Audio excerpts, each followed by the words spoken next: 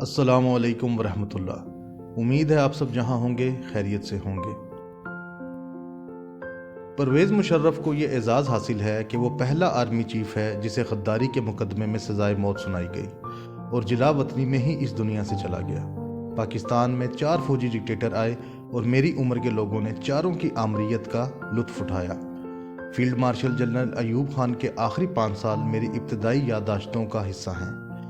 اس کی اقتدار سے روانگی سے پہلے چند ماہ پاکستان کے در و دیوار اس کے خلاف نعروں سے گونجتے تھے، ایوب کتا ہائے ہائے، کہ یہی نعرے ہی تھے کہ جب اس نے اپنے پوتوں کے منہ سے سنا تو حیرت سے اس کی آنکھیں پھٹی کی پھٹی رہ گئیں۔ اقتدار کی راہداریوں سے اسے اپنے ہی پروردہ اور لاڈلے جنرل محمد یحییٰ خان نے نکالا، وہ بھی ایسے کہ اسے ریڈیو پر اپنی مرضی کی تقریر بھی نہ کرنے دی گئی۔ لیکن موت اور تدفین کا عالم بھی انتہائی قسم پرسی کا تھا۔ 21 اپریل 1974 کو جس ایمبولنس میں اس کی میت ریس کورس گراؤنڈ راولپنڈی لائی جا رہی تھی تو وہ گہرے سبز رنگ کی فوجی ایمبولنس اچانک چلتے چلتے چند جھٹکے کھا کر بالکل بند ہو گئی اور پھر دوبارہ سٹارٹ نہ ہو سکی، اور جوانوں کو کچھ دور گراؤنڈ تک اس ایمبولنس کو دھکا لگانا پڑا۔ جنازہ پڑھایا گیا اور اسے پورے فوجی اعزاز کے ساتھ آبائی گاؤں ریحانہ میں دفن کر دیا گیا۔ ایوب خان کی موت کے ٹھیک 6 سال بعد پاکستانی تاریخ کا سب سے متنازعہ جنرل یحییٰ خان بھی اپنے انجام کو جا پہنچا۔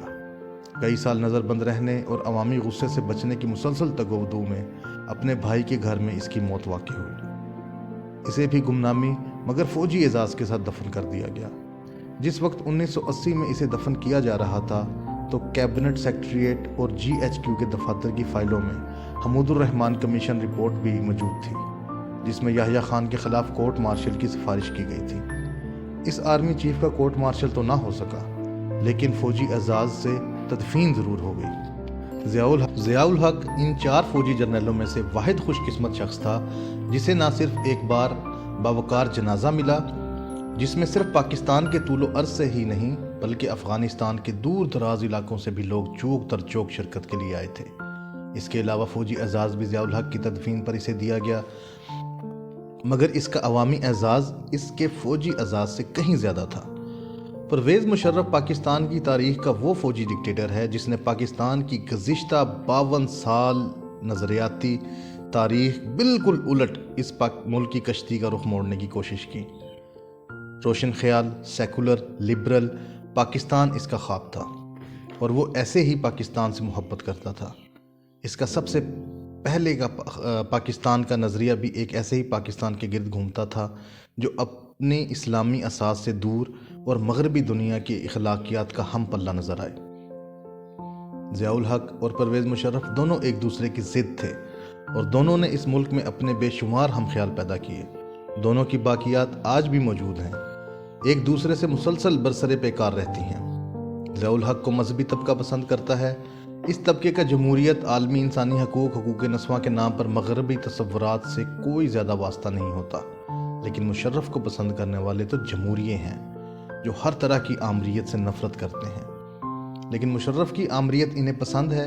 اس کی وجہ یہ ہے کہ پرویز مشرف کی سرپرستی میں پاکستان ایک ایسی روشن خیال اخلاقیات کو فروغ ملا جس کی کوکھ سے الحاد، لادینیت اور فحاشی کی عکاس پیل نے معاشرے کو گھیر لیا۔ یہی وجہ ہے مشرف ڈکٹیٹر ہونے کے باوجود تمام لادین اور سیکولر جمہوری قوتوں کا ہمیشہ لاڈلا رہا۔ اس کا پاکستان میں وہی مقام ہے جو مغربی سیکولر دنیا میں H.G. ویلز کا تھا، جس نے آکسفورڈ میں تقریر کرتے ہوئے کہا تھا کہ سیکولرزم کو طاقت سے نافذ کرنا چاہیے۔ وہ مغرب کا بھی لاڈلا تھا۔ اسی کے بارے میں برطانوی اخبار ڈیلی ٹیلی گراف نے امریکی صدر روز ویلٹ والا محاورہ اپنی اخبار میں دہرایا تھا۔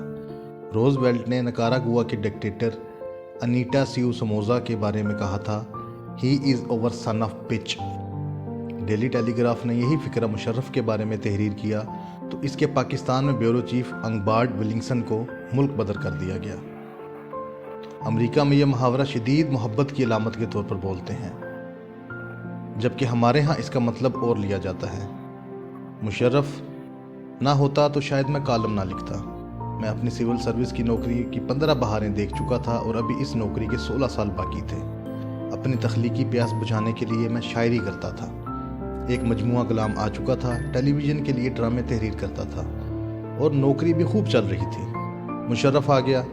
آغاز کے 2 سال خاموشی سے گزر گئے، لیکن جیسے ہی 11 ستمبر 2001 کا سانحہ ہوا اور مشرف امریکہ کے سامنے ایسے سرنگوں ہو گیا کہ جس کا تو یقین خود امریکیوں کو بھی نہیں تھا، تو مجھے میرے اندر سے آواز آئی کہ آواز بلند کرو، لکھو، بولو۔ شاعری اور ڈرامے میں بات تو ہو سکتی تھی، لیکن وہ ڈھپے چھپے انداز میں ہوتی ہے۔ اب تو کھل کر بولنا اور لکھنا فرض بن چکا تھا۔ 16 سال نوکری کا خیال بار بار دل میں آیا۔ خوف دلانے والے بھی بہت تھے، گوانتانامو بھی کی کہانیاں بھی سامنے تھیں، لیکن اللہ نے حوصلہ دیا، ہمت دی، اور میں نے براہ راست گفتگو کرنے، امریکہ کے خلاف لکھنے اور افغانستان میں جہاد کرنے والوں کے حق میں بات کرنے کا راستہ اختیار کیا۔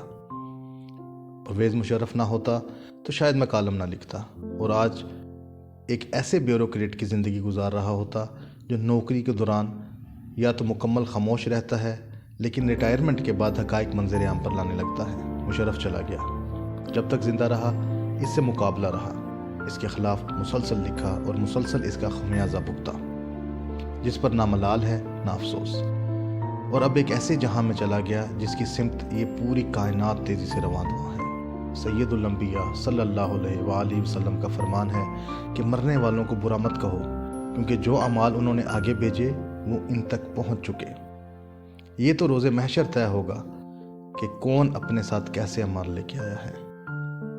یہ حدیث ایک انسان کے ذاتی افعال و اعمال تک محدود ہے، جبکہ قوموں اور حکمرانوں کی بدعمالیوں، ظلم اور فرعونیت کے قصوں سے تو قرآن پاک کے صفحات اور احادیث کتابیں بھری ہوئی ہیں۔ یہ قصے ہر شخص کے انجام کی نشاندہی کرتے ہیں جو زمین پر بڑے بنے بیٹھے تھے، پھر ان کا عبرتناک انجام آنے والی قوم کے لیے نشانی بنا دیا گیا۔ مشرف کا انجام بھی اس بات کی گواہی ہے کہ زمین پر اکڑ کر چلنے والے، طاقت پر غرور کرنے اور اقتدار کی کرسی کو آخری قوت سمجھنے والوں کا حال کیسا ہوتا ہے۔